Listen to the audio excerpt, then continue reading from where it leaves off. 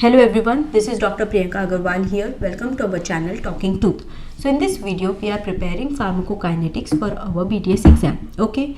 So before actually, starting with the preparation, first we will see the chapter outline, that is what the chapter is about and the list of important questions previously asked from this topic. Okay. So as you understand from the term pharmacokinetics, pharma is drug, kinetics is movement. So pharmacokinetics is nothing but drug movement in, through and out of the body. So we have our drug here which is moving in, through and out of the body. So this is nothing but pharmacokinetics. So during this movement we have some key events happening here, like first, when the drug, from the site of administration, drug has to go into the bloodstream, right? So this is nothing but absorption. So after entering into the bloodstream, it has to reach its site of action. So that will be nothing but distribution of the drug. So once the drug is done with its action, it should reach back to the liver, to convert the drug into the form that is excretable by the body. Okay, so that is nothing but the metabolism or biotransformation of the drug. So after the drug is ready for excretion, it is excreted out by the body. So that is nothing but excretion. So these are the four parts of pharmacokinetics: absorption, distribution, metabolism, excretion, and we also have clinical pharmacokinetics. Okay, so from all these five parts we have all these questions, important questions. Okay, so we are going to cover all of these questions, all the 10 questions in 4 videos. So we will cover absorption with these 2 questions in part 1 video, distribution with this question in part 2 video, metabolism with these 4 questions in part 3 video, and excretion and clinical pharmacokinetics with these 3 questions in part 4 video. Okay, so with this background information, let's move on to pharmacokinetics. So we are doing absorption of drugs now, focusing on these 2 questions. Okay, so what do you mean by absorption? Absorption is movement of drug from site of administration into the circulation. So movement of drug from site of administration into the circulation. So during this movement, drug has to cross biological membranes. Okay, so it has to cross the gut wall, it has to cross the blood vessel wall. Okay, so to get absorbed, it has to cross biological membranes. Now, except when the drug is given intravenously. So if you give drug directly into the bloodstream, okay, there is no need of absorption. That makes sense, right? Okay, so this is about absorption. Now, what are the factors affecting drug absorption? So this is the actual question. It is an essay question. Now, we have total 5 factors here affecting absorption. Okay, so it is given differently in Padmaja, but I suggest you to read from these notes. I made these notes from Tripathi. Okay, so I suggest you to read from here.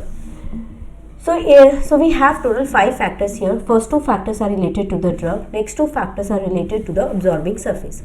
So related to drug is the aqueous solubility of the drug. So whatever drug, if it is in the solid form, it has to get dissolve in the aqueous water, right, aqueous phase, to get absorbed. So more is the solubility of the drug, faster is the absorption. Concentration of the drug. So if you are using more concentration of the drug, it will be absorbed faster. If you are using low concentration of the drug, it will be absorbed slowly. Okay, so this is about the concentration of the drug. So both the factors are related directly. So more is the solubility, more is the concentration, faster is the absorption. Now related to the absorbing surface, so larger it is, faster is the absorption. So if you see in this image, drug is getting absorbed into intestine. Okay, so this is the absorbing surface. If the absorbing surface is larger, there is faster absorption, right? Now in the same way, if there is more blood supply to this absorbing surface, there will be faster absorption.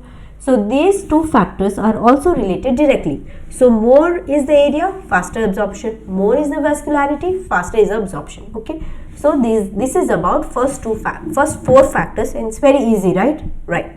Now move on to the 5th factor, that is the route of administration. So route of administration also affect absorption. So let's see the oral route first.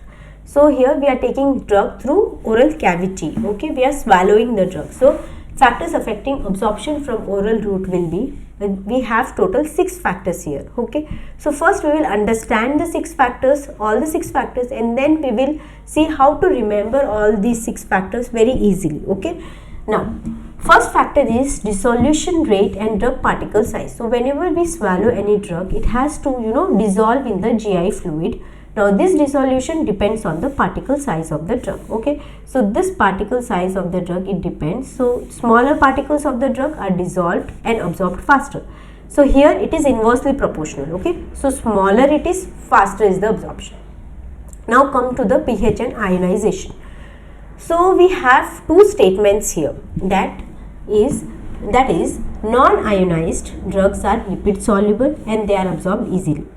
Ionized drugs are water soluble and they are not absorbed when given orally. Okay. Next statement is acidic drugs are absorbed better from the stomach and basic drugs are absorbed better from the duodenum.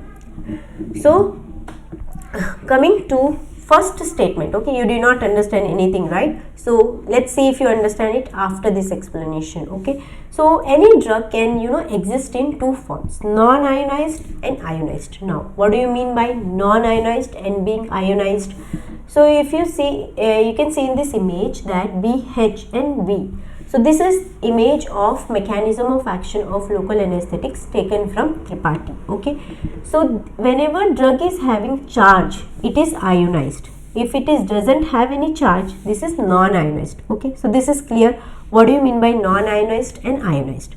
Now non-ionized drug is lipid soluble, ionized is water soluble. We can understand this by very simple example, that salt can dissolve in water, but same salt will never dissolve in oil. Okay, so what is salt? Salt is ionized molecule, so it is water soluble. Okay, opposite of it, non-ionized molecule, water insoluble and lipid soluble. Okay, so we understood that non-ionized molecule is lipid soluble, ionized molecule is water soluble.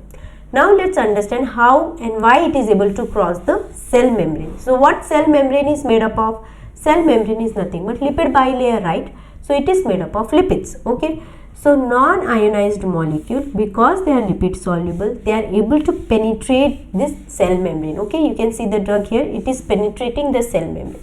Ionized molecule, because they are lipid insoluble or water soluble, they are not able to cross this cell membrane which is made up of lipid.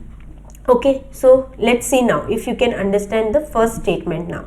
Okay, so non-ionized molecule is lipid soluble and they are absorbed easily from stomach and intestines. Okay, highly ionized molecule, they are not absorbed if it is given orally. Okay, they are water soluble. Do you understand it now? If you still do not understand it, just let me know in the comments. Now we have other statement that acidic drugs are absorbed better in from stomach, basic drugs are absorbed better in duodenum. So to understand this, we know that in stomach we have gastric juice which is acidic medium. Okay, so acidic drugs are absorbed better in acidic medium. Basic drugs in duodenum we have alkaline medium. So basic drugs are absorbed better in alkaline medium. Okay, so let's understand why and how. So what do you mean by acidic solution? So in the acidic solution we have more of H plus ions. In the basic solution we have more of OH minus ions. So in the acidic solution, whatever H plus ions are there, they do not let breakdown of acidic drug. Okay, so if there is no breaking down, then they exist more in non-ionized form. Okay, so more of non-ionized form, they are absorbed better. Okay, so now do you understand it? Acidic drugs, they are predominantly non-ionized in gastric juice because it is acidic medium, right? And that's why they are absorbed better in stomach. Basic drug, they are ionized in gastric juice. Okay, and so absorbed only on reaching the duodenum, which is the alkaline medium. Okay, now did you understand this pH and ionization? Okay, now let's move on to third factor, that is the degradation of drugs. Now in GI fluid, some drugs get degraded, like penicillin G is degraded by gastric juice, insulin can be degraded by peptidases. So if you take these two drugs orally, they will not be effective. Okay, So with what solution did we came up with? We came up with Enteric coated tablets. Okay, so these tablets have something called as acid resistant coating. Okay, so what do you mean by this? So you can see in this image, this is the drug core and this is the enteric coating. So this coating remains intact in the gastric juice. Okay, so it is not affected by the gastric juice. So when the drug reaches the intestine, the coating is gone and now the drug will be acting. Okay, so this coating, you know, can resist acid liability of the drug. Okay, so this is about the degradation of the drugs. Now come to the presence of food. So intestines or GIT will also have food, right? So this food will dilute the drug. This food can also form some poorly absorbed complexes with the drug. Okay, like tetracyclines. Tetracycline is what? Antibiotics. Okay, they can form complexes with calcium in the milk and they'll be poorly absorbed. Okay, now this food also delay gastric emptying of the drug. So about this gastric emptying, we will understand it as we go ahead. Okay, so because of all the three factors, there is retarded absorption because of presence of food. Okay, so thus most drugs are absorbed better if they are taken empty stomach, with some exceptions of drugs. Okay, so some drugs has to be taken after food. Okay, now come to next factor, that is presence of other drugs. So in GIT we can also have other drugs, right? So those drugs also affect the absorption of drugs we are taking. So we are having two effects here. We are having luminal effect and Gutwall effect. Okay, so what do you mean by luminal effect? So luminal is about the lumen of the GIT. So in the lumen, what do you have? You have the drugs, right? So the drug we are taking, the drug may form insoluble complexes with the other already present drugs in the intestine. Okay, so this is happening in the lumen of the GIT. Okay, so that's why it is luminal effect. So complex formation between the iron preparation and the calcium salt will be the example. So if you want to minimize this, the drug should be taken with a gap of 2 to 3 hours. Okay, now come to the gut wall effect. So drug already present in the GIT affect the gut wall. Okay, so this is the image of the gut wall. So it can affect the mucosa of the gut. So it can damage the mucosa, like for example neomycin and methotrexate. So these are damaging the mucosa and affecting the absorption. They can also alter the motility. So what is motility? Motility is the movement of the drug. So as we have the muscles in the GIT wall, so the drugs can increase the motility, increase the GIT movement. Like for example is metoclopramide. This is the drug used against vomiting. Okay, next is decreased motility, like for example by anticholinergics. Okay, so this is about the effect what is happening by the presence of other drugs. Now come to other factor, that is gastric emptying. So this factor is related to the stomach. Okay, so absorption from stomach is slow. Why? Because of two things: small absorption area, because the size of the stomach is small when you compare it with the intestine, so small surface area for absorption will be there, and the mucosa of the stomach lining is very thick and it is covered by mucus. Okay, so because of these two factors, the absorption from the stomach is slow. So that's why if the drug is passing through the stomach fast, there will be better absorption in the intestine. So faster gastric emptying is nothing but passing through the stomach very fast. Okay, so faster gastric emptying accelerate absorption. Okay, understood? So these are the 6 factors affecting absorption from oral route. Now how do you remember these 6 factors? So first factor is related to the drug dissolution rate and drug particle size. Now remember that in the stomach we have 3 things. We have acid, we have food, and we have drug. So these 2 factors, pH and ionization and degradation of drugs, these 2 factors are related to the acid. Okay, so pH and ionization related to acid, and because the drug is getting degraded by acid, so this is also related to the acid. So factor 2 and 3 are related to the acid. Now in the stomach we also have our food and the drug. So presence of food, presence of other drugs. Okay, so after we are done with the acid, food and the drug. Now drugs should pass fast from the stomach. Okay, so gastric emptying. So that's how you can remember all the 6 factors very easily. Okay, done.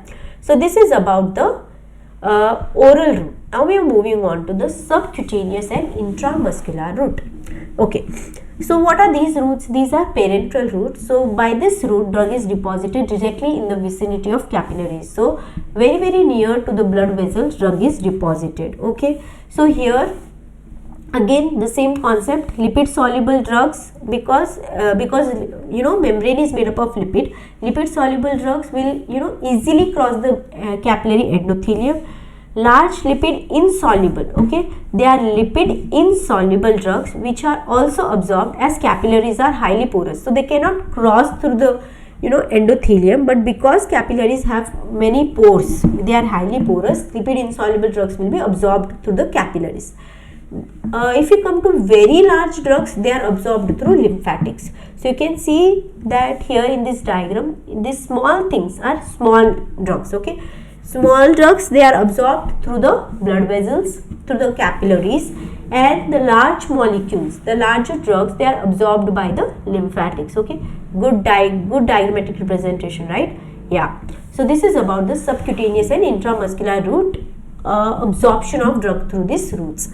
Now, so because the drug is directly deposited near to the capillaries, drugs which are not absorbed orally are also absorbed parenterally. Okay, with the order of absorption like IM, intramuscular is more than SC, subcutaneous is more than oral. Okay, now if you want to increase or decrease absorption through these routes, application of heat and muscular exercise will increase the absorption by increasing the blood flow. Vasoconstrictors, which constrict the blood vessel, okay, will decrease absorption by decreasing the blood flow. Okay, understood these 2 points related to subcutaneous and intramuscular route. Now we are coming to the topical sites. Topical sites is nothing but the local route. Okay, now if you want to understand in detail about these routes of drug administration, you can check the other videos on my channel. Okay, now topical route, here the drug is applied externally to skin, cornea and mucous membrane. Now as we are applying it externally, like this, drug has to cross this membranes to get absorbed. So systemic absorption into the bloodstream depends on the lipid solubility of the drug. For example, cornea, in the cornea, cornea is permeable to lipid soluble unionized. Again, non-ionized or unionized is lipid soluble, that's why permeable to cornea. Impermeable is ionized neostigmine. So these are nothing but anticholinergic drug. Okay, so impermeable to cornea is impermeable to ionized neostigmine. Okay, now if we want to increase absorption from this route, then the drug should be incorporated in the oleaginous base. Oleaginous base. So what do you mean by this oleaginous base? So oleaginous base is nothing but some oily bases. Okay, so they are nothing but hydrocarbon bases, that is nothing but oily bases, which they are not removed by the water, because they will not be soluble in water, right? So they are not removed by water, so they will be there at the skin for long period of time without drying out the skin. Okay, so this is also called as occlusive dressing. So what do you mean by this occlusive dressing? So these dressings will inhibit the water loss from skin by forming a waterproof film on it. Okay, so if you use these 2 things, rubbing the drug incorporated in oleaginous base and use of occlusive dressing, which increases the hydration of the skin, they improve or encourage the penetration of medicament through the skin. Okay, so there will be increased absorption. Okay, so these are the factors affecting absorption. So what did we study? Let's do a quick recap. So first we saw the 5 factors which are affecting the absorption. Okay, so in the route of drug administration, we have 3 things. We have oral route, we have subcutaneous and intramuscular route, and we have topical sites. So in the oral route, we have total 6 factors: dissolution rate and drug particle size, pH and ionization, degradation of drug, presence of food, presence of other drugs, and gastric emptying. Okay, so it's easy, right? Okay, Okay, now we are moving on to the next question, that is bioavailability. Okay, so bioavailability is also, you know, essay question. Okay, so what do you mean by bioavailability? So it is the fraction of administered dose of drug that reaches systemic circulation in unchanged form. So let's understand this with the help of this diagram. So we are taking the drug by the route of administration, right? And it has to get absorbed in the bloodstream. So whatever fraction of the drug is getting absorbed from the site of administration into the systemic circulation in unchanged form without changing the form of the drug, that is called as the bioavailability of the drug. That is nothing but the how much drug is available biologically, okay, out of how much we have taken. Okay, so it is the fraction of administered dose of drug that reaches systemic circulation in unchanged form. Did you understand this, right? Okay, now so this clearly shows the rate and the extent of absorption, right? So how much is the rate and the extent of absorption? So bioavailability clearly shows this. Okay, so whatever factors were, you know, affecting absorption will also affect bioavailability. So if they are asking a question like what are the factors affecting bioavailability, you can write the same factors. You can write whatever factors we studied, all this. Okay, so depending on the question you can write it down. Okay, now let's come to the next point. So how do you determine bioavailability? So it can be determined by two things. It can be determined by drug concentration time curve. Drug concentration time curve in blood. Okay, so this is the plasma concentration and this is the time. So how much drug concentration it is related to the time. So by that you can determine it. And drug excretion in urine. So in urine how much drug is getting excreted after absorption, right? So this is how you can determine bioavailability. Now bioavailability from oral route is low because of two reasons, because of incomplete absorption of drug and first pass metabolism in liver. Okay, so in the liver drug get, you know, metabolized before reaching the systemic circulation. So that is nothing but first pass metabolism. By intramuscular and subcutaneous route it gives high bioavailability. We just saw how and why. Now through IV route it gives 100% because we are directly depositing the drug directly into the blood. So bioavailability will be 100%. So I hope you understood now what to write for these two questions, like factors affecting drug absorption and define bioavailability and factors affecting it. Okay, so I hope it's very clear for you. So in the next video we will see the distribution. As a, you know, important question we will read plasma protein binding. Okay.